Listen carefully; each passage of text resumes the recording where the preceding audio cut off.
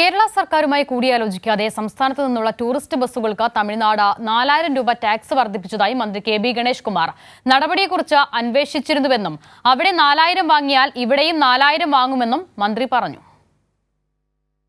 തമിഴ്നാട്ടിലേക്ക് പോകുന്ന ബസ്സുകളെ കുറിച്ച് ബഹുമാനപ്പെട്ട അൻവർ സാദത്ത് മെമ്പർ പറഞ്ഞ ശരിയാണ്.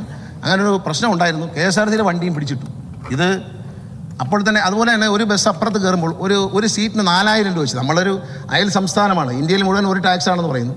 പക്ഷേ അയൽ സംസ്ഥാനത്ത് കയറുമ്പോൾ നമ്മളോടൊരു ആലോചനയില്ലാതെ തമിഴ്നാട് സർക്കാർ ഒറ്റയടിക്ക് 4000 രൂപ വർദ്ധിപ്പിക്കാൻ ഒരു സീറ്റിന് അവർ 4000 രൂപ വർദ്ധിപ്പിച്ചു.